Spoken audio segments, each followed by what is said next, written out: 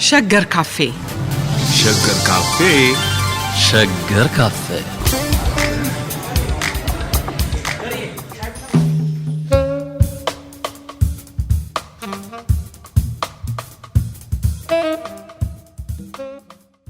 ጤና ይስጥልን አድማጮቻችን። በሸገር ካፌ ከደራሲ አለማየሁ ገላጋይ ጋር ተገናኝተናል።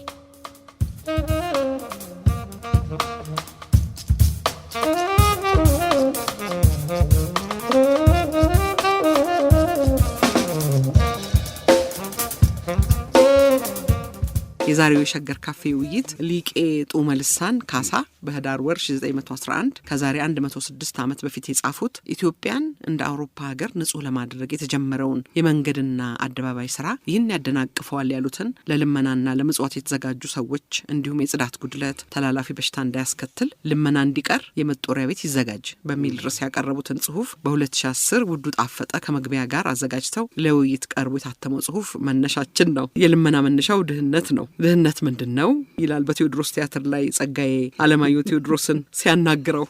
እንግዲህ ድህነትን እንዴት አድርጎ በፍልስፍና መልክ ቴዎድሮስ ለአለማየሁ ይመልሱለታል በቲያትሩ ላይ። ከድህነት እንነሳ አለማየሁ። አዎ ድህነት እንነሳ። አንድ መጽሐፍ ፖቨርቲ የምትላገኘው ባለፈው ትኩረቷ የሁለት አቅጣጫ አዎና አይ የሚል ሰው የሚከራከርባት አዎ የሚለውም ይተረትናል፣ አይ የሚለውም ይተነትናልና ድህነት ከምን ይመነጫል፣ የሚቀርፈውስ እንዴት ነው ድህነት ምናምን የሚል ነው ጥናቱ። ጥሩ ነው። እና ድህነትን በአራት ይከፍላሉ።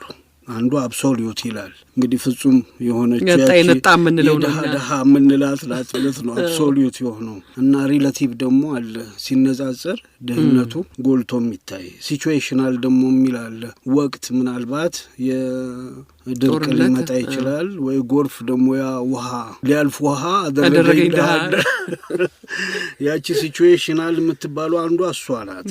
ሁለተኛው ጄኔሬሽናል ይላል። በቃ በተዋረድ እየመጣ ድህነቱ እዛ ያደረሰ ማለት ነው። እና አንዳንድ ጊዜ ፈረንጆች ናቸው እንግዲህ መስፈርት የሚሰጡልን ድሃ ማን ነው ምንድን ነው ድሃ የሚባለውስ ገቢው በምንድን ነው መለካት ያለበት ምናምን የሚለው ከራሳቸው አንጻር ነው። እንደው አንዳንዴ መለኪያቸው ራሱ ዶላር መሆኑ እኛ አጎንብሰን እንድንቀር ይፈለግ ይሆን የሚል ጥርጣሬ እንዲኖር ያደርጋል። እና ለዚህ አንድ መልስ የሚሆን ሳነብ ነው ይኸውልሽ መጽሐፉ የሚሰማ ጆሮ ቢኖር ኖሮ ይላል። እና የብላቴን ጌታ ወልደ ማርያም አየለ ታሪክ ነው የሚለው ታሪኩ መጽሐፍ ፓስካል ወልደ ማርያም ልጃቸው የጻፉት ነውና ፓስካል ግርማቸው ተክለሐዋርያት ጣሊያን በነበሩ ጊዜ አምባሳደር ሆኖ ሮም ውስጥ ሲኖሩ ከእሳቸው ጋር ወደ ፋኦ ስብሰባ እንዲሄዱ እዛው ሮም ውስጥ ስለሆነ ልኡካኑን እየመሩ እንዲሄዱ ታዘው ነው እና እሳቸው ጋር ሄዳሉ። ከዛች ከፋኦ ስብሰባ 2 ቀን በፊት ግን አዲስ አበባ ትንሽ ውዥንብር ነገር ነበር። ውዥንብሩ ምንድነው? ዚምባብዌ ላይ እንግሊዝ የኮሎኒያሊዝም የተሰጣትን ስልጣን በመመካት አንዳንድ ተጽዕኖ ፈጠረች የሚል ዜና ተሰራጭቶ ስለነበር ወጣቶች ተነስተው በብስጭት ቀጥታ ወደ ኤምባሲ ሄዱ፣ ወደ እንግሊዝ ኤምባሲ። እነዛን ወጣቶች ያስተባበሩት ወጣቶቹ ያን ወጣት ባለስልጣን የነበሩት እነ ከተማ ይፍሩ ናቸው የሚል ጭምጭምታ አለ። እና ሄደው አንድ መኪና አቃጠሉ፣ የእንግሊዝን ግቢውን በድንጋይ ደበደቡ፣ አዘጉ። በቃ እንደዚህ ብቻ ጥቃት አደረሱ። ወጣት ማድረስ የሚገባውን ተቃውሞ ገልጸው ተመለሱ። እና ፋኦ ላይ እንግሊዝን ወክሎ የመጣው ሰውዬ ስድብ ጀመረ አሉ። ቀጥታ ኢትዮጵያን እቺ በምግብ ራሷን ያልቻለች ሀገር በምግብ መቻል ሲገባት በዓለም ፖለቲካ ውስጥ እየገባች እቺ በምግብ ራሷን ያልቻለች ይላል። እና ግርማቸው ግራ ገባቸው። ምንድን ነው የሚለው የሰውዬ ይላሉ አሉ። ስድብ ነው አብዛኛውን ንግግር ያደረገው እዛ የፋኦ ንግግር ላይ። ከዛ ይሄን ጉዳይ የሚያውቁ እንግዲህ እሳቸው ውጭ ስለሆኑ ነው ግርማቸው ሮም ስለሆነ ይችን ጉዳይ አያውቁም። እኚህ ፓስካል ደግሞ ያውቃሉ። እና ፓስካል ነው መልስ የሚሰጡበት መንገድ በጣም ደስ የሚል ስለሆነ ብናነበው ጥሩ ነው። ለሌላውም ጊዜ እቺ በምግብ ራሷን ያልቻለች ሀገር ሲሏት ምን መዛት ናት እቺ መልሷ ጥሩ ናት። እና ምን የሚል መልስ ሰጡ? እንግዲህ አንዳንዴ ግርማቸው ተክለሐዋርያትንም ያደንቃሉ፣ ያከብራሉ። ምክንያቱም እኔ እሳቸውን አልፌ መልስ ስሰጥ ምንድነው በእኔ በኩል አታረገውም ወይ አላሉም፣ ዝም ነው ያሉት አሉ። እና መልስ ሰጠው ስለ ሰውየው። አገራችንን ድሃ ያስባለው የአውሮፓ የኢኮኖሚ አውድ መለኪያ ከኛ አኗኗር ልምድ ጋር አብሮ ስለማይጓዝና በምጣኔ ሀብት ባለሙያዎች ባለመታወቁ እንጂ ራሳችንን ሳንችል ቀርተን አይደለም ብለው ይጀምራሉ። ለራሳችን አስፈላጊ የሆነውን መሰረታዊ ነገር በራሳችን አምርተን ሳይጎድልብን እንጠቀማለን። በእርግጥ ከኛ ተርፎ ለዓለም ገበያ በሽያጭ እንደሚቀርብ እንጂ ለራሳችን ቅቤውንም ወተቱንም እህሉንም ስጋውንም ሳይጎልብን እንጠቀማለን። አሁን የተናገሩት የእንግሊዙ ተወካይ ስለ ኃይለ ቃላቸው ራሳቸው ይፈሩበት እንጂ እኛ በሳቸው መንገድ አንሄድም፣ ለእኛ ባህል እንግዳ ነገር በመሆኑ ሀፍረቱን ለራሳቸው እንተዋለን ይላሉ። ሆድምት በላም በጨዋ ደንብ መልስ ትክክለኛ አቻውን መልስ የሚሰጥ ሰውየውም ቤቱም ከገባ በኋላ የተናገረውን እንደገና ወደ ኋላ መለስ ብሎ እንዲያይ የሚያስገድድ ነው እና መልስ ሁልጊዜም ድህነት ድሆች ነን ስንባል አካባቢውን ማየት የለብንም ወይ? የምንኖረውን ኑሮ መስፈርት ማድረግ ያለብን እሱን ነው ወይስ የውጭ ትላልቅ ድርጅቶች ወይም ሀገሮች የሚያወጡትን የድህነት መስፈርት ተቀብለን ነው ማስተጋባት ያለብን? ያለን የደሞዝ መጠን አሁን ደሞዝ መጠናችን በዶላር ሲለካ የት ነው የሚወርደው? በእርግጥ ዶላሩ በሚገዛው ጉልበት የኛ ሀገር ውስጥ ያለው ብር የሀገር ውስጥ ያለውን የሚቀርበውን አይደል ለመኖር የሚያስፈልጉ ጤፉንም አስቤዛውንም ደሙሳውንም ምንያዝ እና አደላድሎ ለመኖር ያስቸግራሉ እነሱ እንደሚያስቡት። እንደው ብዙ ጊዜ አንዳንድ ኤክስፐርቶች መተው ሚዲያ ላይ ሲናገሩ ደሞዛችንን በዶላር ይመነዝሩትና አንዳንዴ 82 ሳንቲም ነው ሲሉ ያስደነግጣል አይደል? አዎ ደሞዛቸው ይሄ ነው ይላሉ። ለዚህ እንግዲህ ዶክተር ይርጋ ገላው አንድ ጥናት በዚህ ጉዳይ ላይ ያደረገ ሰው ነውና ብዙ ጊዜ የኛ ኑሮ በዶላር መተመን አለበት ወይ ይላል። አንድ አሁን ገበሬ አባቴ ከብታለው ደጁ ሙሉ ነው፣ ጎመኑ ከጓሮ አለ፣ ጤፉ አለ፣ ልብስም ደግሞ ያው ከየፈረንጅም አይፈልግም፣ በሽመና በምን የተገኘውን ይለብሳል፣ ቀጭን ጌታ ነው ይላል። ሰርግ ይደግሳል፣ ሽምግልና ይሄዳል፣ ቤተ ክርስቲያን ሲሄድ እንግዲህ ዛም ቦታ አለው ትልቅ ቦታ እና ይሄን ሰው አሁን ጎጆውን በዶላር ተምነን ብናስቀምጠው ምን ያህል ይሆናል እና ይሄ ትክክል ነው ወይ የሚል ጥያቄ አለው።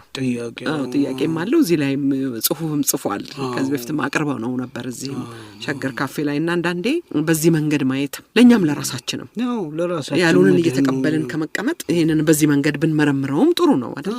የተደላደለ ኑሮውን አንዳንዴ ሰው ጥሎ ወደዛም ሄደው ለካ ይሄንን ጥናት ከራሱ ሪያላይዝ ለማድረግ ከራሱ ኑሮ ጋር ለማገናዘብ ሲሞክር ነው። አንድ ጊዜ ይኸውልሽ እኔ ጋዜጠኛ ሆኜ ወደ አማራ ክልል አካባቢ የሄድ ነው። የስታቲስቲክስ ባለሙያዎችም አሉ።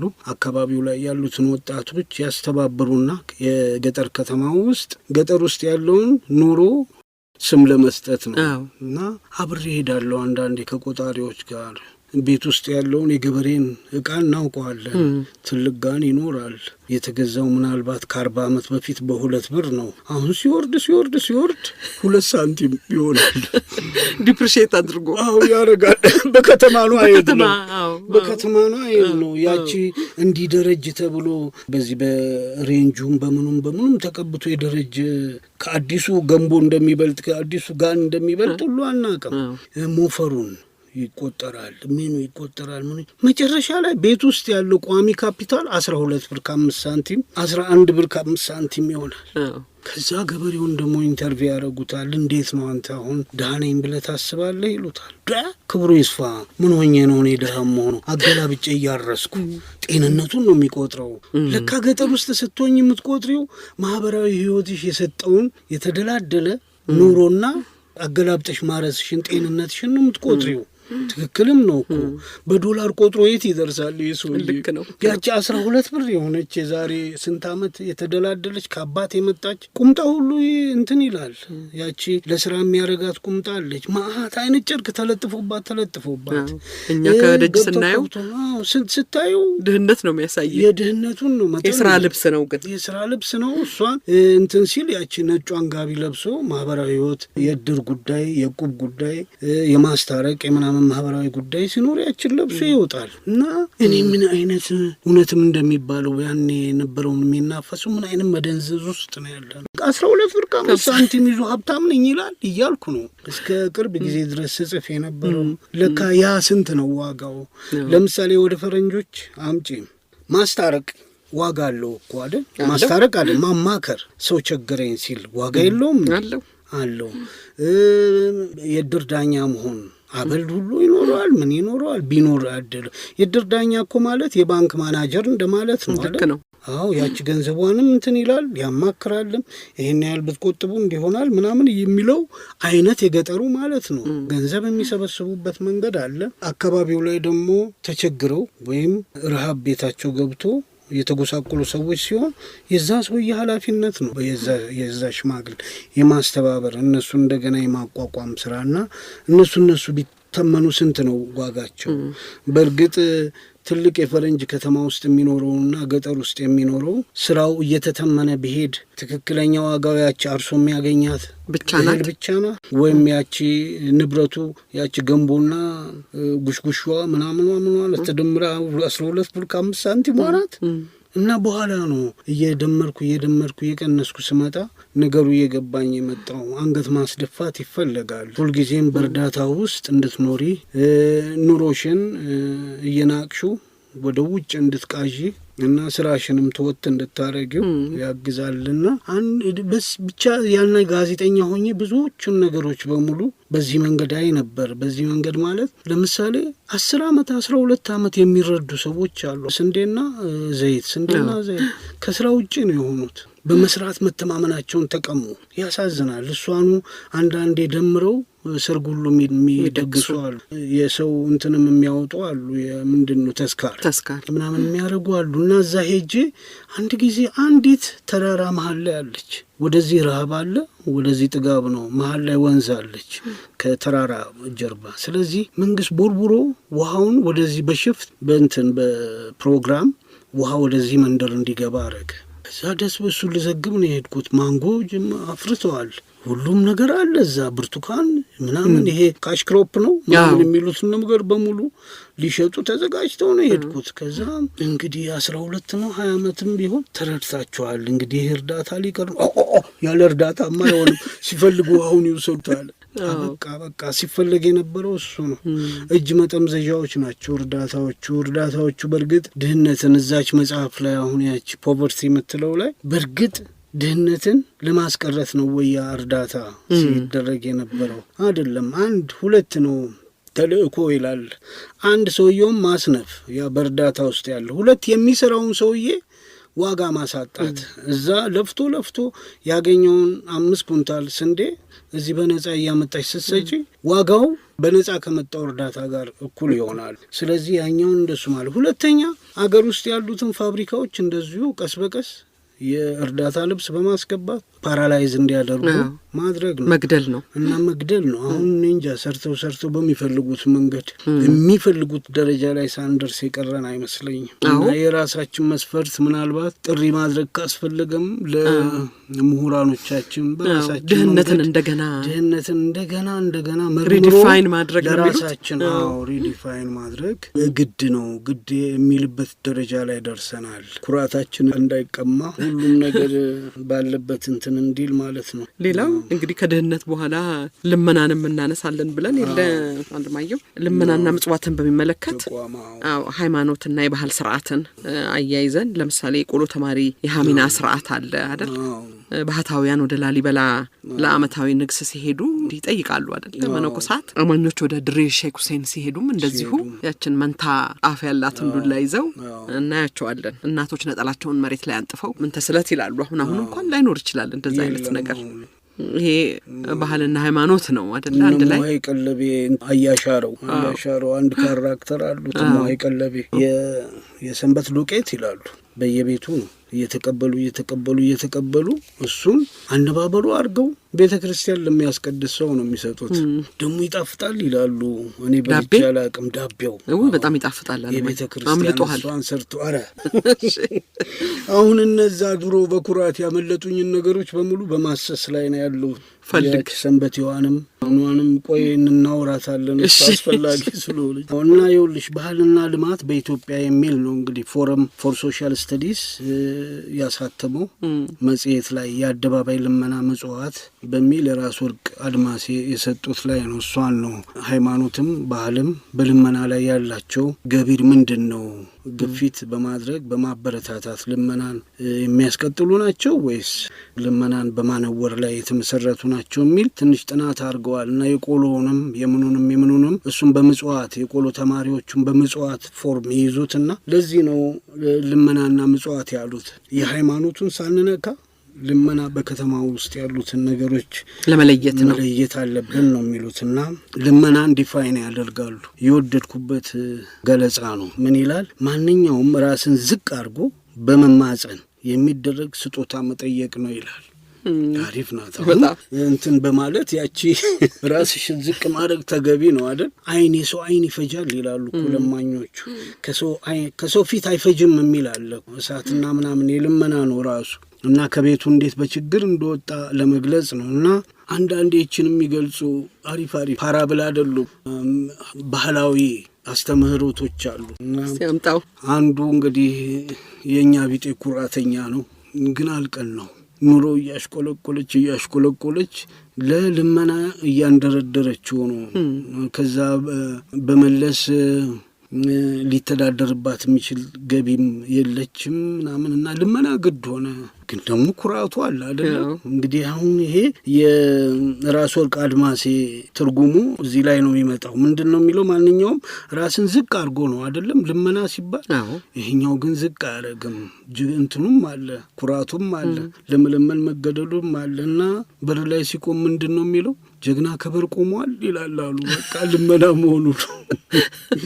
ጀግና ከበር ቆሟል። ደግሞ ሴትዮዋ ክፋት አላት። ትወጣና እንግዲህ የኩራት እንደሆነ አውቃለች ያለን ጀግና ኮን ካድነ ብላ አለችው። በቃ የግድ ያቺ ራስ ወርቅ አድማሴ የሰጧት ራስን ዝቅ አድርጎ የመማፀን ጉዳይ በግድ ትመጣበታለች። ይህ ሰው የአንድ ቀን 2 ቀን ረሃቡን ታግሶ ጀግና ከበር ቆሟል ሊል ይችላል። 1 ሳምንት ይችላል ወይ? አይችልም። ከዛ በኋላ ምን ተስሟ ለማርያም ይላል ይመጣል። አማራጮች ብዙ እንዲህ አይነት አሉ ከነኩራት። አሁን ለምሳሌ አሁንም አያሻረውን እንጥቀስና ገጠር ውስጥ መንገድ ይቺ ጠባብ የእግር መንገድ አለች አለ። ስትሄጂ ድንገት መልኩን የማታየው ሰውዬ ከቁጥቋጦ ጀርባ ሆኖ ጨርቅ አንጥፏል፣ ይለምናል። መለመን ነው የሚመስለን እኛ አይደል? የሱሪ ይላል። የሱሪ 2 መልክ ነው ያላት። አንድ ሱሪ አልቆብኛል ስጠኝ ነው ልመና አለው። የሱሪ ደግሞ የወንድነቴን አምጣሉ። ጫካውን የምጠብቀው እኔ ነኝ ነው። አዎ ጀግና ነው። ማስገብር አለበት አይደለም? እና ግን ደግሞ ያንንም አስገብር ያለው ነጥቅ ያለውም አይልም። የሱሪ ነው የሚለው። ቢያዝም እንደ የሱሪ ያልኩት ሱሪ ያልቋል፣ የሱሪ ያልኩት ሰጥቶኝ ሄደ ለማለት ነው። ደግሞ ሲጠይቁት እየለመነ የሱሪ ተቀበልኩ እንጂ መቼ ለመንኩ ይላል። እና የሁለቱን አንድ ላይ አድርጎ ነው። እና አያሻረው ደርሶበት ሲያወራ የሱሪ አለኛ አሉ። በኋላ እንግዲህ እዚህ አካባቢ አይቻልም፣ ኢህአፓ ነው እሱ አይደል? ከቦርሳ ያለችኝን አውጥቼ 5 ብር ቁጭ ሳረግ ሌላውን ለማን ጀግና ልትሰጠው ነው? በቃ ከነቦርሳው አስቀምጬ ሄድኩ አለ። ከዛ በኋላ እንግዲህ ኢህአፓን ያቀረቡ የአካባቢው ባላባት ብዙ ዘመድ ወገን ያላቸው ሄጄ ነገርኳቸው። ሂዱ እስቲ ንሱ፣ ማን ነው እንዲህ የሚያደርገው ይህን ብልግና የሚሰራው? ሂዱ ፈልጉት ተባለ። ወዲያው አይዳይ የማንን ወገን ነክቼ ነው እያለ መጣሉ ከነጠመንጃው ተንጠልጥሎ። እና አየሽ አሁን ልመና አሁንም በዚህኛው በኩል ቢለምን ይችላል እኮ አይደል? የሱሪ ሲባል የተሰጠውን አመሰግናለሁ መብርሃን ትስጥልኝ ሊል ይችላል። ግን አይችልም። ይሄኛው የጀግንነቱም ልመናን ያለመቀበልም ባህሉም ግፊት እንዳለው በደንብ እናውቃለን። እና የእምነቱም የምኑም ቅድም የራስ ወርቅ አድማሴ እንዳሉት ነው። የእሳቸው ይቺ ባህልና ልማት በኢትዮጵያ የምትለው የወጣው ይሄ የአደባባይ ልመናና ምጽዋት ነው የሚለው ርዕሱ። ልመና ያኛው ነው። ምጽዋት የሚባለው ደግሞ ይሄ ከእምነት ጋር የተያያዙ የእምነት ግፊት ያለባቸው ነገሮች ናቸው። ቅድም ያነሳናቸው ሊቄ ጦመ ልሳን ምን ይላሉ መሰለሽ? እንደውም ከእምነቱም አሁን ኦርቶዶክስን ስታይ የተለያዩ ቅዱሳን አሉ አይደለም አባቶች ምናምን በእነሱ ስም ያበላ ያጠጣ ከሆነ ነው እስከ 7 ዘርህ ድረስ እኔ ዋስ ሆነሃለሁ ነፃ አውጣለሁ እቆምልሃለሁ የሚሉት አይደል? እንግዲህ የሰማያዊውን ከሞት በኋላ ያለውን ህይወት እያሰበ ነው የሚያደርገው እንዲያደርግም ነው ግፊት የሚያደርጉት። አምላክሽ ኢየሱስ ክርስቶስ ራሱ አብልተኛል አጠጥተኛል ስታሰር ጠይቀኛል የሚለው ማህበራዊ ህይወት ላይ እኔ ትክክለኛ የእምነት ጉዳይ እሱ ይመስለኛል። በይበልጥ የታችኛው ኑሮ የተጫነውን ሰው ነፃ የሚያወጣ ድጋፍ እንዲያገኝ የሚያስችል ሲሆን እምነት የምድር ላይ ተልእኮ ትክክለኛና የተሳካ ይሆናል እንድትይ የሚያደርግ ነገር ነውና እሳቸው ግን ከኦርቶዶክስ የመጡ እንደውም ሊቃውንት ድረስ የደረሱ ሰው ቢሆኑም የሚሉት ነገር ግን ልመናን የማነወር መጠናቸውን ስትመለከች ምንድነው የሚሉት? በከተማ ለሚዞር ድሃ መመጽወት ኃጢአት ስራልኝ ብሎ ማጽናናት ነው ይላሉ። አየሽ ልመናን እንደውም ለማኝ መስጠት ኃጢአት ስራልኝ ብሎ ማጽናናት በእግዚአብሔር ላይ እንዲነሳ ግፊት ማድረግ ነው ከመስራት ይልቅ በልመና ሊከብርም እንደሚችል ማሳሰብ ይሆናል ነው። ይለያሉ አይደለ? እሳቸውም አካል ጉዳተኛ እንደዚህ ደካማ ከሆነ ህመምተኛ ከሆነ ብለው ደግሞ ይለያሉ። መጦሪያ ቤት ይግባ ነው። ትንሽ ሀርሽ ነው፣ በጣም ሀርሽ ነው ማለት እንግዲህ 911 እንደተጻፈም እያሰብካል ማለት እሱ ነው። እንደውም የተጻፈው ከዛ በፊት ከጣሊያን በፊት ይሁን እንጂ ምናልባት ጣሊያን እሳቸውን ያቀረባቸው ይሄ ራቅ ብሎ የመመልከት ችሎታቸውን አይቶ ይመስለኛል። እንደውም የመንፈሳዊ ጉባኤ ዋና ጸሐፊ እስከመሆን ደርሷል በጣሊያን ጊዜ እና ያንን ስትመለከች በጣሊያን ጊዜ እኔ ስሰማ ከአንዳንድ ሰዎች ጣሊያን ሰብስቦ ማቃጠል ሁሉ ጀምሮ ነበር ቤት ውስጥ እየዘጋ። ለምሳሌ በፊት ልመናው ስር የሰደደና የከፋ ነበር ይባላል። ለምሳሌ በቅሎ ላይ በቅርጫት የተቀመጠ እጅም እግርም የሌለው ሰው ለልመና ይወጣል። በቅሎ የሌለው ደግሞ በሰው በቅርጫት ተይዞ እጅም እግርም ስለሌለው ማለት ነው ለቅርጫት ነው የሚመስል በሱ የሚለምኑ ነበሩ። የማስገደድ ያህል ልመናቸው እንደዛ ነበር። የዚህ ስጋ ደዌ ህመምተኞችም አሉ። በሌላ ምክንያት ሊሆን ይችላልና ጣሊያኑ ሰብስቦ አንድ ቤት ውስጥ እያስገባ ማቃጠል ጀመረ አሉ። ለእንትንም በሽታ መዛመትም ዋና ምንጭ ናቸው እያለ እኚህ ሊቄ ይህንን ጉዳይ ያነሳሉ። ለበሽታ መዛመትም ዋነኛ ምክንያት ሊሆኑ ይችላሉ። ምክንያቱም እንደሌላው ሰው የመከተብ የምናምን እድል አይኖራቸውም። ስለዚህ እንደውም መለየት አለባቸው። ህመም ያለባቸው ሰዎች ለብቻ፣ ህመም የሌለባቸው ለማኞች ደግሞ መጠለያ ውስጥ ለብቻቸው እንዲሆኑ ግድ ይላል። ከዚህ መጠለያ ውስጥ አምልጦ የሚወጣው በአራዳ ዘበኛ እየታደነ መመለስ አለበት ይላሉ። እና ይቺ ነገር ምናልባት 1962 ላይ ወጣቶቹ የዩኒቨርሲቲ ተማሪዎች ለተቃውሞ አፄ ኃይለሥላሴ ላይ የተነሱት ድህነት ወንጀል አይደለም ያሉት ለዛ ይመስለኛል። እየተያዙ ከከተማ ውጭ ነው እንግዲህ የካ ሚካኤል አይደለም የካ ሚካኤል ያኔ ከከተማ ውጭ ነውና እዛ ተመሰብሰብ ጀምረው ነበር። የሚያመልጡት ናቸው ከተማ የሚገቡት እንጂ በወሎ አቅጣጫ በሰሜን ሸዋ አቅጣጫ የሚመጡ ችግረኞች እየታሰሩ እዛ ይታጎሩ ነበር። እንግዲህ በተለያዩ መንግስታት እንደዚህ አይነት ተደጋጋሚ ነገሮች እናያለን አይደለ አለማየሁ? አሁን ትልልቅ ስብሰባዎች አዲስ አበባ ከተማ ውስጥ በሚካሄዱበት ጊዜ ሁሉ ጊዜ አፈሳ አለ አይደለ? እንግዲህ እና ይሄ አንዱ በተደጋጋሚ እናየዋለን የሚታይ ነው። ሌላው በተደጋጋሚ የምናየው አለማየሁ ምናልባት ትጨምርበታለህ፣ የልማት ሀሳብ የሚባለው ከድህነት ለመውጣት የሚደረግ ሀሳብ ሁሉ ጊዜ ተደጋጋሚ ነው። እንደዚሁ አይደለ ወይ ማሰልጠን ወይ እርዳታ መስጠት ወይ አንድ ቦታ ሰብስቦ እንደዚህ ማድረግ የሚለው ሁሉ ጊዜ ይደጋገማል። ግን ልመናን ካየው ልመና እኮ የትም ዓለም ላይ አለ። አሜሪካን ብትሄድ ሆምለስ ነኝ ብሎ በካርቶን ላይ ጽፎ የሚለምን ይኖራል አይደለ? የትም አውሮፓን ብትሄድ እንደዚሁ የትም ሀገር ልመና የሚባለውን ነገር እንደዚህ እንደው አጠፋለሁ የሚባል አይደለም። በግድ ተቸግረው የሚወጡትን በእርዳታ ወደ ኑሯቸው ወደ ተስተካከለ ኑሯቸው መመለስ ይቻላል የሚል ተስፋ ነው የሚጣለው። ይሄንን ለማህበረሰብ ለነባር ማህበረሰብ የአሰራሪት ባህል መተው አንዳንድ ጥናቶች እንደሱ ይላሉ። እነሱን ማጠናከር ማህበረሰብ ለምሳሌ ቤልጂየም ምናምን ውስጥ ስሰማ ይሄ የእርዳታ የምትቀበዩ አለ ሳትሰሪ እሱን እየተቀበልሽ ልትቀላቀይ አትችይም። ይሄ እኮ ያልሰራበትን የሚበላ ነው ይሉሻል። እና ማህበራዊ ጉዳይ ላይ ጎረቤት ሆነሽ ጉርብትና ጥያቄ ላይ ይጸየፉሻል። ስለዚህ ቀጥታ ወደ ስራ ትገቢያለሽ። የኛ ደግሞ ነባር ማህበረሰቦችም እንደሱ የሚያደርጉ አሉ። አሁን እንግዲህ ይኸውልሽ ካሳንቺስ ፈርሶብኝ ቀጨኔ ገብቻለሁ። ቀጨኔ እንግዲህ ትንሽ አየት ማረጋቸው ጉዳዮች አሉ እና በአገር ደረጃም ይሄ ነገር በይበልጥ አዲስ አበባ ናት የጠፋችው አይደል? በዚህ ጉዳይ ላይ የሚለምነውና የሚሰጠው ሁሉ ተደበላልቋል። የሚለምነው ማንንም አያፍርም። እንደውም አይን አውጥቶ የሚመጣ ካልሰጠሽው የሚሳደብ አይነት ሆኗል እና እዛ ግን የለም የሚለምን የለም። ለምንድን ነው ብዬ አንዴ ታክሲ ውስጥ ናት አጭር ጉዞ ጠየቅኩ። እሱ ምን አለኝ፣ አድርሱኝ የሚባል አለ ቀጨኔ አካባቢ አለ። ምንድን ነው አድርሱኝ አልኩ። አድርሱኝ ማለት አንድ ሰው ጥሩ አልችል ሲል አድርሱኝ ይጠራል። አካባቢው ላይ ላለ ሽማግሌ ትናገራለች ሴትዮ፣ አድርሱኝ ትላለች። አድርሱኝ ማለት ሌላ አይደለም፣ እርዱኝ፣ አግዙኝና ወደ ኑሮዬ ልመለስ። ንግድም ከሆነ እሱ ነው። ከሽመና ጋር የተያዘም ስራ ከሸክላም ጋር ስራ የምትሰራ ከሆነ ሌላውንም ለመስራት የሚጠቅማትን መነሻ ለማግኘት ትጥራለች። ስለዚህ ሰውም ያውቃል። የዛን ቀን ሊያድርሱኝ የተዘጋጀ ጊዜ ይሄዳሉ። ቤቷ ሳይታይ ወሬው ነው የሚደላው እና ሊነሱ ሲሉ በሉ ደህና ዋሉ ደህና ደሩ እያሉ እዛች የተከደነች መሶብ ውስጥ ያችን ብር ያስቀምጣሉ። ስንትም እንደገባ ማንም አያውቅም። ማን እንደሰጠም አይታወቅም። ማንም ምን እንደተሰጠ አይታወቅም። እዛች ውስጥ የተገባችው ሁሉም ያቅሙን ይሰጣል። ትነሳለች። አዎ ያቺ ሴትዮ ከአደባባይ ልመና ነጻ ወጣች ማለት ነው እኮ አይደል? ቀጥታ ወደ ስራ ነው። ደግሞ ሰው ያተኩርባታል። አድርሱኝ ጠርታ ምን እየሰራች ነው? እየበላችበት ነው? እየጠጣችበት ነው? ወይስ ስለ መጥፎ ነገር እያዋለችው ነው? አረቄ ለምዳለች ምናለች?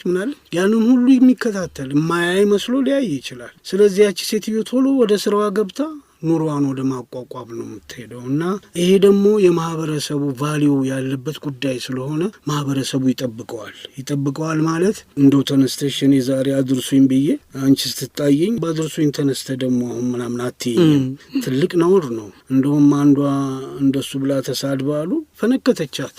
ሴትዮዋ እንዴት ፈነከትሻት ብሎ አካባቢው ፖሊሱ ምኑ ሲመጣ አድርሱኝ ተነስተሽ አልሽ እንዲህ አሏት። አዎ በያት ነውር ነው። በቃ ነውር ነው።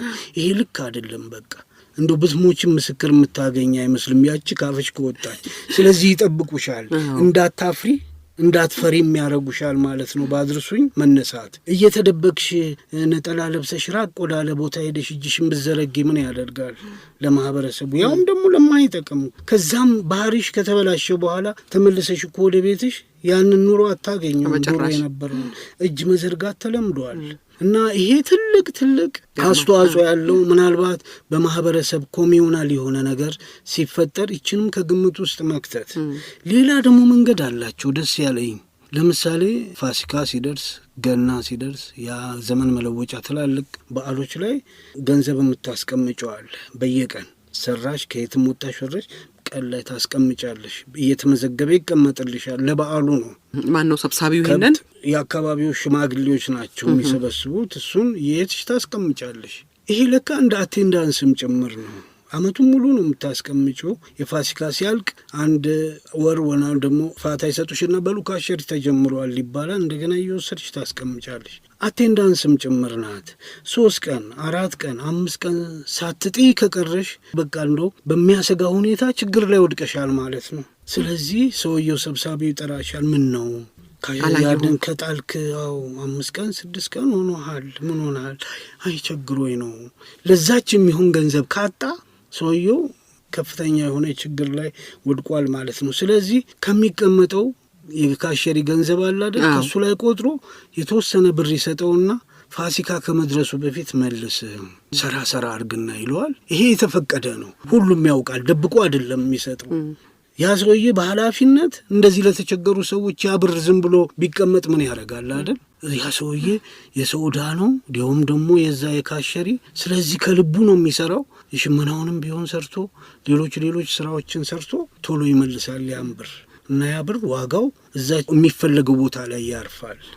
እና ይገርምሻል እነዚህ የመከባበሩ የነባር ሶሳይቲ የነባር ማህበረሰብ ያለበት የሚገኘው ትርፍ ከነባር ከዘመን አይደል ያቆራረጠ ዘመን ያቆራረጠ ኑሮ ውስጥ የሚገኘውን ትርፍ የዛኔ ያለውበት የቀጨኔ ሰዎች ሲያገኙት ያለው እንግዲህ ሽመና ነው መተዳደሪያው ሽመና ነው ሸክላ ስራም አለ እና ሰራተኛ ህዝብ ነው ታክሲም አሁን ተጀምሮ ይሁልሽ ወጣቶቹን የሚይዙበት መንገድ ደግሞ ይገርምሻል ያንቺ ልጅ የማህበረሰብ ልጅ ነው እቁብ ይገቡለታል አይደል ስራው እየታየ ነው እንግዲህ ረዳትም ሆኖ ምናምን ጎበዝ ታታሪ መሆኑ ይታየና ያኔ 45000 50000 60000 ታክሲ ይገዛል ይሰጠዋል እቁብ የሚጥለው አንድ የእዳውንም ነው ሁለት ደግሞ ሌላ ወጣት ደግሞ የተሰጠው ካለ ለሱም እቁብ የመጣል ኃላፊነት አለበት መተጋገዝ አይሽ እና ያካባቢው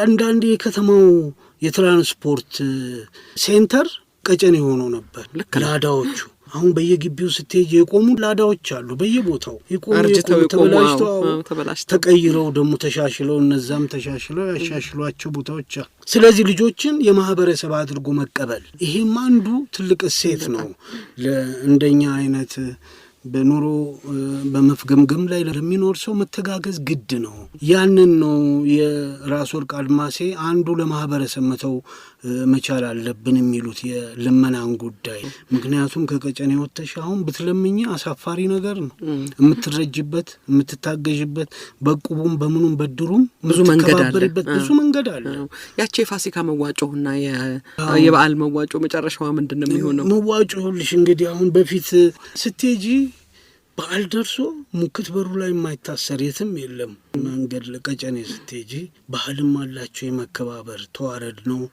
የታረደ ከሆነ መጀመሪያ የትልቁ አባት ካለ አባት ቤት ከዛ የትልቁ ቤት ትቀምሻለሽ ቀኑን ሙሉ ስትቀምሺ ነው ይሄድሽ የበዓሉን በዚህ ላይ ደግሞ ሙክቱን ከመታረዱ በፊት በየበሩ ላይ ቆመውን ይሄድሽ ታያለሽ እኮ ይሄው ጋሽ የገዛው በስማ ይባላል ይመረቃል ለዓለም ያርገው ይባላል ላይሽ እየተባለ ነው ቅርጫም ከሆነ የምትገቢው ግን የትኛውም ቤት ባዶ አይሆንም ምክንያቱም ከመጀመሪያ ጀምሮ ታስቦበታል ገበያውም ደግሞ እንዴት ደስ ይላል መሰለሽ አሁን መሀል አዲስ አበባ ውስጥ ያለ አይመስልሽም ለምሳሌ ጉሊትና እንደዚህ አለ ድሮ ምናቀው ጉሊት ገበያውን አለ እሱም አለ ደግሞ ይሄ የከብት ገበያ አለ የበግ የምናምን ገበያ አለ አይደል እዛ ሄዶ አንድ ቤተሰብ ታላቅ ጋሽ የሚባል ሰው ሄዶ ይሄ ከብት ስንት ነው ይላል ነጋዴው ይነግራል 50000 60000 100000 ሊል ይችላል ኖ ድረስ ዋጋው ይሄ አይደለም ብሎ ጋሼ ወይ ጠጅ ሊጠጣ ወይ ለሌላ ጉዳይ ይሄዳል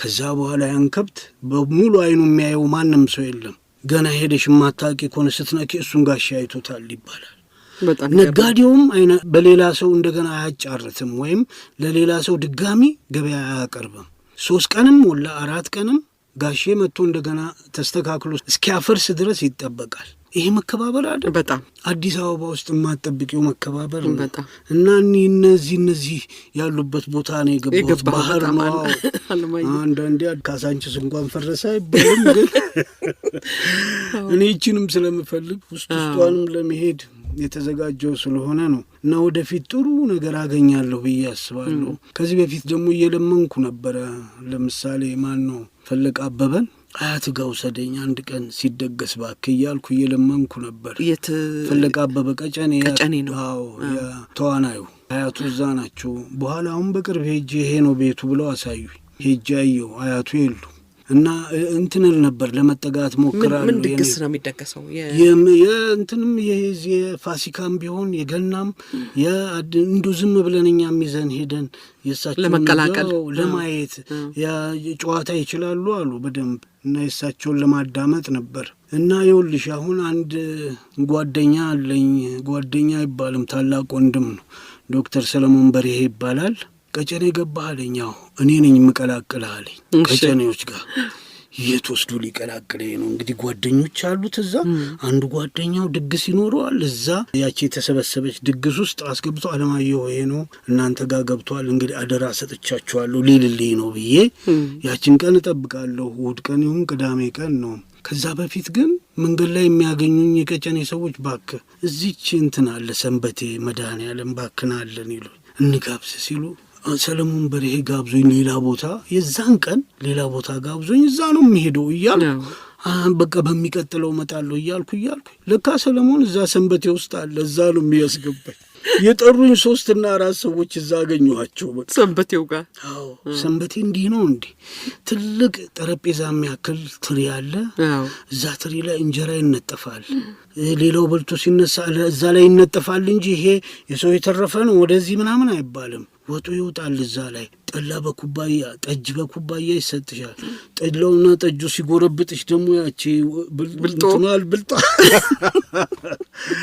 እሷን ይሰጡሻል። እሷን ላይ ስታረጊ ብትን ይላል። እና ለመጀመሪያ ጊዜ ከ20 ከ30 ዓመት አያቴ ከሞቱ በኋላ በትሪ በልቼ አላውቅም። ድሮም ልጅ ስለሆንኩ በትሪ ቢቀርብም ብቻዬን ነው የምበላው፣ ብቸኛ ስለሆንኩ እና በትሪ በላው። የተረፈው ላይ ነው እንጀራ የሚያነጥፉት። አንድ መጣው እሱ ላይ ያነጥፋሉ። አንድ መጣ ቀይ ወጥ፣ ይሄ ዱለት የሚባለው እንደገና ጥሬም ስጋ አለ። የሚገርም በቃ አስተምህሮቱ እዛው ደግሞ አዳምጣለሁ። የሚሰጠው አስተምህሮት ጥሩ ቦታ ገብታል አለማየሁ። አየሁ በቃ አየሽ፣ ለካ ሰንበቴ ይሄ ነው። እዛ ሰንበቴ አንድ ትሪ ላይ የበላ ወይም ከጎንሽ ተጎራባች ሆነ ትሪ ላይ የተቀመጠ ሰው እንዴት ዘመድሽ ላይሆን ይችላል?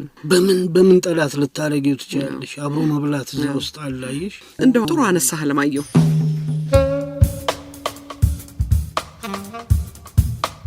ይቅርታ አድማጮቻችን፣ ከደራሲ አለማየሁ ገላጋይ ጋር የተደረገው ውይይት በዚህ አያበቃም። ሳምንት ቀሪውን ይዘንላችሁ እንቀርባለን።